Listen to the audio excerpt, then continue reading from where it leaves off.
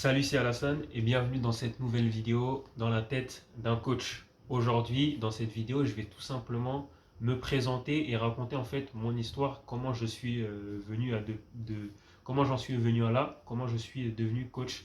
Donc par rapport à ça, je vais rentrer un peu dans les détails pour que tu puisses comprendre un peu mon parcours et qu'est-ce que j'ai fait auparavant pour devenir coach. Donc ça commence en 2018.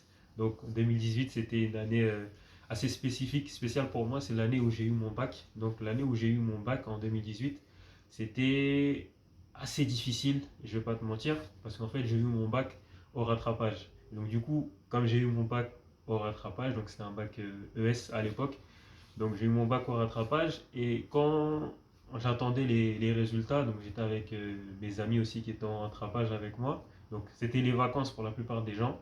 Nous, on était encore en train de travailler puisqu'on ne l'avait pas eu directement. Et ben, on attendait les résultats. Et on ne savait pas si on allait redoubler ou pas. Et donc les résultats, ils ont pris du temps, ils sont arrivés. Et dès que les résultats sont arrivés, j'étais avec mon ami et d'autres personnes. On marchait comme ça et on a vu qu'on avait eu le bac. Et là, on était en train de marcher comme ça. On se disait, ah ouais, maintenant on a le bac, mais qu'est-ce qu'on va faire après? Qu'est-ce qu'on va faire? Parce qu'en fait, on venait juste d'avoir le bac, mais on n'avait pas d'école en fait. Donc c'était l'année où, en France en tout cas, il y avait un nouveau système qui s'appelait Parcoursup qui venait de sortir. Et donc du coup, on n'avait pas d'école. On n'avait pas d'école parce qu'aucune école nous avait accepté. On avait eu le bac, mais on n'avait pas d'école. Et on marchait comme ça, on se disait, putain, qu'est-ce qu'on va faire? Qu'est-ce qu'on va faire là? On vient d'avoir le bac, mais on ne sait même pas qu'est-ce qu'on va faire. Et donc là, des nouveaux problèmes venaient juste de commencer pour nous. Et bah, du coup, moi, de mon côté, j'avais postulé dans plein d'écoles.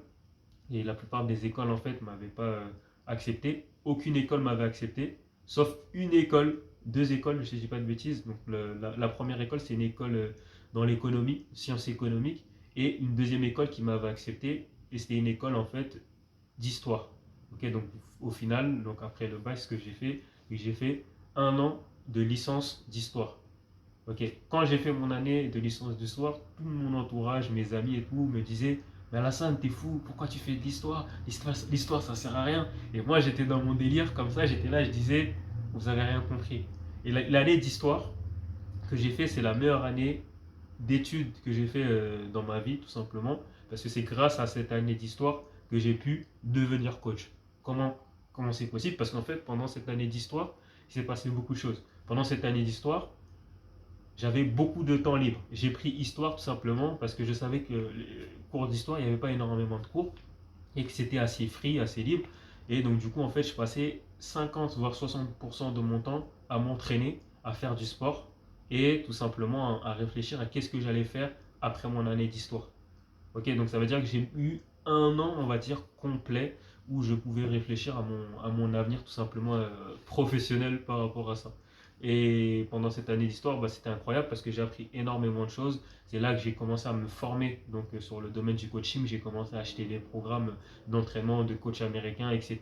J'ai eu beaucoup de choses qui se sont passées par rapport à ça. J'ai commencé aussi à construire ma vision donc, pendant cette année d'histoire. Et donc du coup, à la fin de cette année d'histoire, j'avais deux choix. Le premier choix, c'était soit je continue donc, dans mon année d'histoire, soit je continue aussi à faire des études, soit je change, je me réoriente dans une autre filière. Parce qu'il faut savoir que moi, à cette époque-là, je faisais des études, mais le seul objectif que j'avais en tête, c'était de devenir professionnel dans le basket. Donc c'est pour ça que je prenais donc des études qui ne prenaient pas beaucoup de temps, tout simplement pour me consacrer tout simplement à faire du sport en dehors de ça. Et donc du coup, bah, à cette époque-là, donc quand je passais beaucoup de temps à réfléchir, c'est à cette époque-là, je me suis dit, Alassane, là, maintenant, tu as plus de 18 ans, il faut que tu partes aux États-Unis, en tout cas si tu veux évoluer au niveau jeu basket, parce que là, tu joues en France, tu n'aimes pas trop le jeu en France, tu vois que c'est un peu compliqué, etc. Donc c'est mieux que tu partes aux États-Unis. Donc c'était mon objectif tout simplement à cette époque-là de partir aux États-Unis. Mais le problème c'est que j'avais pas d'argent et le problème c'est que je savais pas qu'est-ce que je devais faire aux États-Unis. Et donc du coup, comme il y avait un peu ce dilemme aussi avec la famille, tu connais les parents et tout, qui veulent que tu fasses des études parce qu'ils pensent que les études en tout cas c'est le plus important pour réussir dans son avenir professionnel. Et moi qui voulais juste faire du sport. Donc j'ai décidé, on va dire, d'écouter donc mes parents, et tout simplement de faire, donc ma famille, donc et de faire tout simplement des études en comptabilité. Pourquoi la comptabilité? Tout simplement, en fait, quand j'ai décidé de prendre ce poste au niveau de la comptabilité, c'est tout simplement parce qu'il y avait de l'alternance. C'est-à-dire qu'en fait, je me suis dit, et moi mon plan il était clair dans ma tête. J'ai fait 2 ans d'alternance, pas pour avoir un diplôme en comptabilité, pas pour avoir des connaissances en comptabilité, mais tout simplement pour pouvoir en fait avoir un peu d'argent. Ok, donc c'est ça mon objectif, avoir de l'argent, pouvoir mettre de l'argent de côté donc pendant ces 2 années et grâce à cet argent, bah, pouvoir le réinvestir donc pour pouvoir partir aux États-Unis tout en continuant les études. Donc j'avais un peu dans ma tête, je me disais, bon, je fais mes études en, en comptabilité aussi parce que c'est une forme de sécurité. Et la comptabilité, je pensais à l'époque en tout cas que c'était, on va dire, le plus important en tout cas pour gagner de l'argent. J'avais tapé sur internet, je me rappelle, j'avais écrit exactement quel est le métier qui rapporte le plus d'argent ou quel est le métier où on parle beaucoup d'argent. Et quand j'avais tapé ça sur internet, bah, j'étais tombé sur la comptabilité. Donc c'est pour ça que j'avais choisi cette filière parce que je me pensais en tout cas à cette époque-là que c'était vraiment le meilleur métier en tout cas pour faire beaucoup d'argent. Et avec le recul, je me rends compte que c'est pas du tout le cas. Mais ça m'a appris énormément de choses parce que j'ai été en alternance pendant 2 ans, j'ai appris de l'expérience. Et en fait, ce poste en tant que comptable que j'ai pu faire pendant 2 ans en alternance, ça m'a aussi ouvert les choses, les yeux. Ça m'a juste montré en fait ce que je ne voulais pas faire. Et en fait, ces 2 ans que j'ai fait en comptabilité, ça a vraiment été incroyable dans le sens où en fait, je me suis dit, ah ouais, là, tu as fait 2 ans de comptabilité, mec, tu vas pas continuer dedans, c'est pas fait pour toi. Donc ça, c'était directement pendant mes 2 ans de comptabilité. Et pendant ces 2 ans de comptabilité, bah, à un moment, il y a eu un truc qui s'est passé, c'est que j'ai eu un déclic. Le déclic, ça a été, ok, Alassane, là, tu commences à avoir 20 ans, tu n'es toujours pas pro, tu joues au niveau des parts région, tu n'as pas d'argent, tu ne peux pas aller aux États-Unis encore, donc tu dois encore travailler. Et quand tu regardes un peu le cursus, en tout cas pour réussir, tu vois que c'est vraiment, vraiment compliqué. De toute façon, tout est compliqué, il n'y a pas de chose qui est facile. Et donc, du coup, à ce moment-là, j'ai décidé de prendre une des plus grandes décisions de ma vie, tout simplement, c'est de décider d'arrêter le basket et de me consacrer au coaching sportif. Parce qu'en fait, j'étais déjà, en fait, si tu veux, dans cette forme de coaching sportif. Quand j'étais en licence, on va dire, d'histoire, à l'époque déjà, j'étais déjà dans cette mentale de me dire, ok, là je suis en licence d'histoire, mais j'étais déjà dans la formation entrepreneuriale. Ça veut dire que je lisais déjà des livres sur le business, style, comment ça s'appelle, Réfléchissez et devenez riche, Père riche, Père pauvre, tu vois pas. En licence d'histoire, j'avais déjà cette mentale et je lisais déjà ce genre de livre. Donc, euh, donc pour moi, en fait, ça a été une évidence de devenir coach. Et ça s'est fait en fait par une période, on va dire, de grosse introspection où pendant cette période-là, en fait, je lisais énormément de livres. J'avais lu plus de 50 livres. J'ai vraiment lu plus de 50 livres que j'ai écoutés en audio ou que j'ai achetés. Donc j'avais investi beaucoup d'argent dans les livres.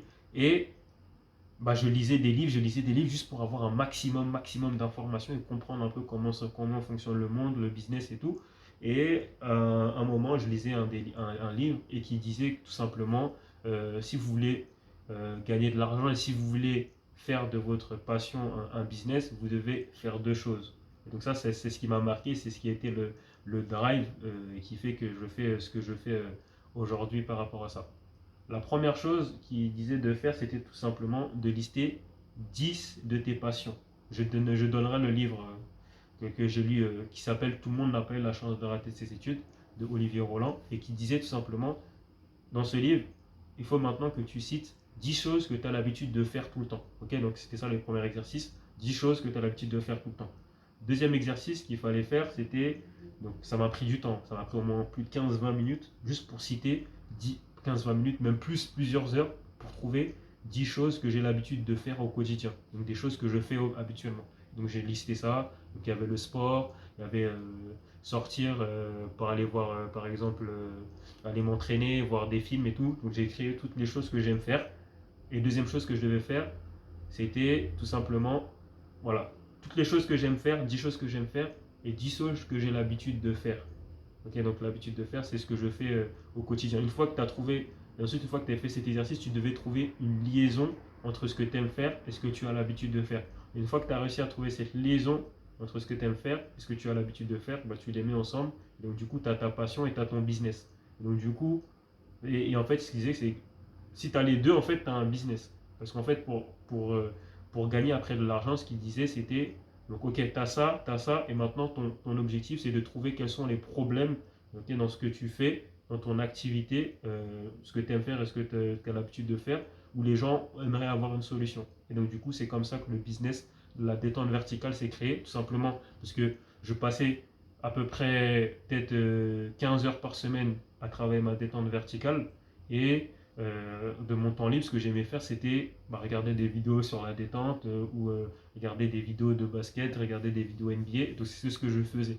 Et donc du coup, ça a été bah, ces deux points que j'ai reliés ensemble. Et c'est à partir de ça que j'ai créé le business de coaching sur la détente et l'explosivité. Ça, c'est très puissant parce que tu peux le faire avec n'importe quoi, n'importe quel objectif, n'importe tout ce que tu veux en fait, peu importe ce que tu veux, bah, tu peux créer ton business juste en faisant ces deux choses qui sont, je trouve, très très puissantes et très intéressantes par rapport à ça. Ok, bah du coup en fait, là, qu'est-ce qui s'est passé? Donc à partir du moment où j'ai tout simplement arrêté le BTS, donc ça s'est passé quand j'étais déjà en train de construire mon business, c'est-à-dire en fait, quand je faisais mon alternance, j'étais aussi déjà dans le business. Ça veut dire que j'allais à l'école, je faisais mes cours. Et donc, du coup, il y a eu l'année Covid. Donc, l'année Covid qui est arrivée au bon moment. Et donc, en fait, quand l'année Covid est arrivée, ben, en fait, tu avais des cours qui étaient faits directement en distanciel. Et donc, le temps que je devais passer donc, à travailler donc, sur mes cours de l'école, bah, je passais du temps à travailler sur mon business. Et donc, du coup, c'est là que j'ai commencé à développer au maximum mon business et que j'ai commencé aussi à faire mes premières ventes et mes premiers clients. Et donc, du coup, quand j'ai commencé à faire mes premières ventes et mes premiers clients, en fait, c'est à partir de ce moment-là que j'ai complètement délaissé donc, bah, le travail que je faisais en termes de comptable. Et donc, en fait, pour moi, l'idée à cette époque-là, c'était juste en fait de rester les 2 ans donc, pour pouvoir avoir l'argent que l'entreprise me donne. C'était ça mon objectif, juste rester les 2 ans. Je voulais juste rester 2 ans, avoir l'argent que mon entreprise me donne et tout simplement me concentrer à fond sur mon business. Ça veut dire que les devoirs, je ne les faisais plus. J'allais aux examens, à tous les examens, mais j'y allais sans réviser, sans apprendre, sans rien faire. Donc j'essayais de faire. Bon, je suis un charbonneur, donc je faisais toujours faire en sorte de rédiger et de faire un maximum, donc avec les connaissances que j'avais, mais c'était pas ma priorité. Et donc du coup, je m'investissais pas plus que ça, à part faire acte de présence. Ok, donc je venais juste en cours pour signer la feuille. Genre comme ce qu'on peut faire quand tu as la bourse, bah, c'était ça un peu que je faisais sur la deuxième année et j'ai bien fait de faire ça parce que si je n'avais pas fait ça, bah, en fait j'aurais peut-être pas développé mon business comme il faut et en fait je serais resté tout simplement dans la même routine. J'aurais eu peut-être mon examen que je n'ai pas eu et en ayant eu cet examen, qu'est-ce que j'aurais fait? En ayant eu cet examen, ce que j'aurais fait, c'est que j'aurais tout simplement continué mes études. Parce que je me serais dit, ah ouais, là j'ai le BTS, maintenant c'est bien, il faut que je passe à un niveau supérieur, il faut que j'ai ci, il faut que j'ai ça. Non. Moi, j'étais pas dans cette mentale, je me suis dit, ok, là je fais le BTS, mais je faisais pas le BTS pour avoir le BTS, je faisais le BTS parce que j'avais besoin d'argent pour réaliser mes objectifs, déjà qui étaient de partir aux États-Unis. Et quand bah, j'ai changé d'objectif et que je ne voulais, entre guillemets, que j'ai décidé de ne pas devenir professionnel dans le basket, mais de me concentrer sur le coaching. Donc en fait, tout l'argent que j'ai gagné donc, en tant que comptable, donc je l'ai réinvesti donc, sur moi, donc dans mon business. Ça veut dire que je gagnais 600 euros par mois. Sur les 600 euros par mois, je prenais 80 euros pour moi et les 550 euros, ils étaient réinvestis. Donc je gagnais 600 euros par mois. Donc en 2020-2021, j'ai payé un coaching à 4000 euros. Et en fait, c'est ce coaching-là qui a fait que je suis où j'en suis aujourd'hui. Parce que si j'avais pas pris ce déclic-là, bah, j'en serais pas au niveau où je suis actuellement. Simplement parce que dans ce coaching, j'ai appris tout simplement tout ce qu'il faut savoir dans le business et surtout tout ce qu'il faut savoir dans la vente. Donc c'est une décision qui a été difficile à prendre parce que c'est beaucoup d'argent, surtout quand tu gagnes que 600 euros. Donc en fait, c'est toutes les économies que j'avais je les ai investis dans ce coaching. Donc ça m'a aidé et ensuite ça m'a permis d'avancer step by step vers des niveaux supérieurs. Donc c'est pas juste ce coaching-là qui a fait que je suis là où je suis, mais derrière j'ai pris d'autres coachings, d'autres formations, d'autres programmes. J'ai investi sur moi dans des programmes et ce qui fait que bah, là j'arrive tout simplement à faire ce que je suis en train de faire. Je suis aux États-Unis, je suis en train de réaliser tous mes objectifs et comme tu vas voir dans l'émission Dans la tête d'un coach, l'un des objectifs le plus important, c'est tout simplement de devenir coach NBA. On ne le fait pas pour l'argent, on le fait tout simplement par la passion. Et pourquoi j'ai envie de devenir coach NBA? Donc c'est intéressant peut-être que tu te poses cette question, tout simplement parce que c'était mon rêve quand j'étais basketteur. Je voulais devenir basketteur professionnel. Et je me suis dit un jour, ok, là Alassane, tu ne vas pas devenir basketteur professionnel parce que ça commence à faire un peu tard.